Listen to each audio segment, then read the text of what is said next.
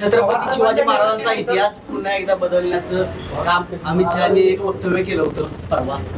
रामदास स्वामी मला वाटतं की मान्य अमित भाईंच्या मनातून अजूनही महाराजांनी सुरतेचा नक्षा उतरवल्याचा राग गेला नसावा आणि त्यामुळं त्यांनी एक इतिहास बदलण्याचा प्रयत्न केला की महाराजांनी सुरत लुटून सिंधुदुर्ग उभा केला होता, स्वराज्यासाठी त्याचा उपयोग केला होता.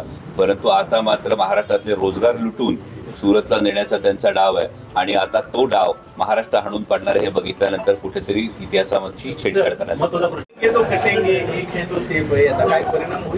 म्हणजे मला वाटतं माननीय पंतप्रधानांचं मी आभार मानलं पाहिजे की माननीय पंतप्रधानांनी अप्रत्यक्ष कबुली दिली आहे की 10 वर्ष सत्तेत असल्यानंतर सुद्धा ते देशाला सेफ ठेवू शकतले नाही आणि म्हणून त्यांनी ही कबुली दिली की काय, हा प्रश्न पहिला निर्माण होतो. दुसरा प्रश्न जो होतो बटेंगे तो कटेंगे हा प्रचार जेव्हा महायुतीला करावा लागतो तेव्हा या पद्धतीनं पुन्हा एकदा कुठेतरी पोलरायझेशन करायचं. म्हणजे ज्या विकासाच्या जाहिराती तुम्ही म्हणत होतात, जे काम केलं म्हणत होतात, ते जर काम केलं असतं तर मग बटेंगे तो कटेंगे बोलण्याची काय गरज होती. पण बटेंगे तो कटेंगे हा विचार महाराष्ट्रात रुजू शकत नाही, महाराष्ट्र तो मान्य करत नाही. कारण या महाराष्ट्रानं 18 पगड जातींना सोबत घेऊन निर्माण झालेलं स्वराज्य हे अनुभवलेलं आहे. तो छत्रपतींचा आदर्श आहे, फुले शाहू आंबेडकरांचा आदर्श आहे आणि महाराष्ट्राच्या कणखर पाषाणामध्ये बटेंगे तो कटेंगे सारखं विषारी बीज रुजू शकत नाही. अजित पवार अर्ज भरायचे आणि शेवटच्या सभेला परत यायचे, मात्र आता गावोगाव अजित पवार भावनिक आव्हान करतात म्हणजे लोकसभेला साहेबांना ते आता मला द्या. मला वाटतं तुमच्या प्रश्नातच याचं उत्तर आहे. जर ही परिस्थिती ओढवत असेल तर मी जे विधान म्हणालो त्या पद्धतीनं चुकीला एक वेळ माफी होते, गद्दारीला क्षमा होत नाही आणि इतक्या दिग्गज नेत्यांना जर गावोगावी फिरावं लागत असेल तर जनतेचा मूड काय. म्हणजे माननीय अजितदादा 30-35 वर्ष समाजकारणात राजकारणात असलेलं व्यक्तिमत्व आहे आणि त्यामुळे जनतेचा मूड काय हे त्यांना नक्कीच समजलं असणार आहे आणि म्हणून त्यांना गावोगावी जाऊन भावनिक आवाहन करावं लागत असेल. याचाच दुसरा अर्थ हा होतो, जनतेने ठरवलंय की महाविकास आघाडीत सत्तेत आणायची, पक्ष फोडणं, चिन्ह पळवणं याला थारा महाराष्ट्रात नाही. आमदार शहाजी बापू पाटील म्हणतात की उद्धव ठाकरेंना मुख्यमंत्री व्हायसाठी सुप्रिया सुळेंची अडचण आहे. काय विचार, काय लॉजिक, काय तर्क, एकदम ओके. बारामती बॅग पण तपासली होती. आमची बॅग तपासून त्यात काय मिळणार, निष्ठा मिळेल, विश्वास मिळेल.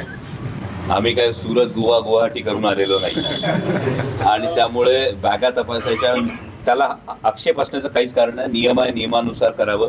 पण याच पद्धतीनं जेव्हा माननीय पंतप्रधान येतात त्यांची कधी बॅग तपासली गेली का हो? माननीय मुख्यमंत्री येतात त्यांची बॅग तपासल्याचं मी अजून पाहिलेलं नाही. 2 उपमुख्यमंत्री, आज मला कळलं एक अर्धे उपमुख्यमंत्री आज पंढरपुरात आहे, त्यांच्या बॅगा तपासल्या गेल्या तर आवर्जून आपण मला सांगा. कारण ज्या गाड्या पकडल्या गेल्या मागे खेड शिवापूरला जी गाडी पकडली गेली ती कोणत्या पक्षाची होती हे जर आपल्याला समोर पाहिलं तर अनेक ठिकाणी ही चर्चा आहे की दिवाळीला आपण लक्ष्मीपूजन केलं पण आता कदाचित 20 तारखेच्या आसपास वेगळं लक्ष्मी दर्शन सुद्धा हे केलं जाणार आहे. पण महाराष्ट्राची जनता स्वाभिमानी आहे, महाराष्ट्र हा विकला जात नाही, महाराष्ट्र हा झुकत नाही आणि त्यामुळे ही महाराष्ट्र धर्म जागवण्याची निवडणूक आहे. महाराष्ट्र स्वाभिमानानं उभा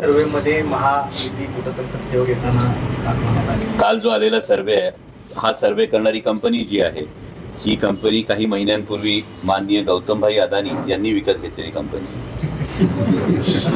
त्यामुळे आपण जो सर्वे सांगता ही कंपनी आधी अनिल अंबानींची होती आणि ती आता गौतमभाई अदानी यांनी विकत घेतलेली आहे. आणि मग एखाद्या उद्योगपतीची हजारो कोटींची गुंतवणूक असेल तर ती हजारो कोटींची गुंतवणूक सेफ ठेवण्यासाठी, तो इंटरेस्ट सेफगार्ड करण्यासाठी हे ग्राउंड तयार केलं जातंय का किंवा ही दिशाभूल तयार केली जाते का किंवा काठावरच्या मतदारांना इन्फ्लुएन्स करण्यासाठीचा हा प्रयत्न होतोय का. कारण तो जो सर्वे आपण बघितला त्यात 2 सर्वे आले. यामध्ये एक सर्वे जो आलेला आहे हा गौतमभाईंच्या कंपनीचा जो सर्वे आलेला आहे म्हणजे त्या न्यूज एजन्सीचा, ही मोठी न्यूज एजन्सी आहे, त्यांचा जो सर्वे आला त्यामध्ये 145 ते 165 आहे. म्हणजे विचार करा, लिझिंगवाला जो सर्वे आहे, जी कंपनी महायुतीच्या फेवरमध्ये सर्वे देते ती सुद्धा काठावरचा बहुमत देते. याच्यामध्ये समजून घ्या की त्यांना सुद्धा रेटत नाहीये पुढं, की जरी खुश करायचं असलं तरी ते रेटत नाहीये पुढं, म्हणून त्यांना 145 ते 165 वर थांबावं लागते. आणि महाराष्ट्रातली जर ग्राउंड रियालिटी बघितली तर महाराष्ट्रातल्या मतदारांनी ठरवलेलं आहे आणि हे सगळ्यांना कळून चुकलेलं आहे की महायुती कोणत्याही परिस्थितीत सत्तेत येणार नाही. सरकार येणार ते महाविकास आघाडीचंच आहे. माढ्या आणि करमाळ्यामध्ये पवार साहेबांची सभा होती. शिंदे बंधूंचा करेक्ट कार्यक्रम होणार काय? दोघांचा पण होणार. मला वाटतं महाविकास आघाडी सगळ्यांचाच करेक्ट कार्यक्रम करणार आहे. कारण ज्यांनी साथ सोडली, ज्यांनी पवार साहेबांचं नाव लावून जे निवडून आले आणि ते निवडून आल्यानंतर ज्यांनी पवार साहेबांची साथ सोडली त्याची नेमकी कारणं काय आहेत?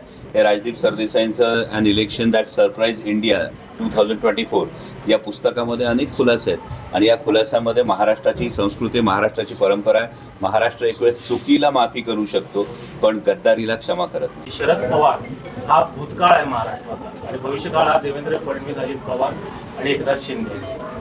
मला वाटतं राजकीय अस्तित्वासाठी नक्कीच या गोष्टी त्यांना कराव्या लागत असतील, पण जर भूतकाळ स्वर्णिम असेल तर भविष्यकाळ आणि हा ज्यांच्याविषयी त्यांनी विधान केलं त्यांच्याविषयीची वस्तुस्थिती आणि वास्तविकता ही तपासून घेणं गरजेचं आहे. मध्ये उत्तम जानकर आपले उमेदवार आहेत. लक्ष्मण हाकेंनी त्यांना पाठिंबा दिलेला आहे आणि काल मराठा समाजाने पत्रकार परिषद घेतली. जर हाकेंना जर दौरा केला तर आम्ही त्यांना पाडणार असं म्हटलंय. आता काय तोडगा तुम्ही काढणार यावर? कोणी लक्ष्मण हाकेंनी उत्तम जानकरांना पाठिंबा दिलेला आहे. हा. मराठा समाजानं पत्रकार परिषद घेतली आणि जर हाके आले त्यांना जर पाठिंबा देऊन दौरा केला तर उत्तम जानकरांना पाडणार असं म्हटले. आता मी काय आता त्या मतदारसंघात जाणाऱ्या तिथल्या नेत्यांशी जर चर्चा झाली तर त्यातून नक्कीच सकारात्मक हा तोडगा काढला जाईल. आपण एक जर बारकाईने बघितलं तर महाविकास आघाडीचा जो वचननामा आहे, जो जाहीरनामा आहे, यामधली जी पंचसूत्री यातलं 5वं सूत्र हे सगळ्या समाजाच्या दृष्टीने अत्यंत महत्त्वाचं आहे आणि ते म्हणजे जातनिहाय जनगणना. आणि जातनिहाय जनगणना करून आरक्षणाची मर्यादा 50% वर नेण्याचा जो प्रयत्न आहे, ज्यामध्ये सर्वच समाजांना न्याय देण्याची जी एक भूमिका आहे, सगळ्यांच्या ज्या न्याय्य मागण्या आहेत या सर्व समाजाला न्याय देण्याची भूमिका ही महाविकास आघाडीने ठेवलेली आहे. त्यामुळे त्यातून तोडगा काढतात.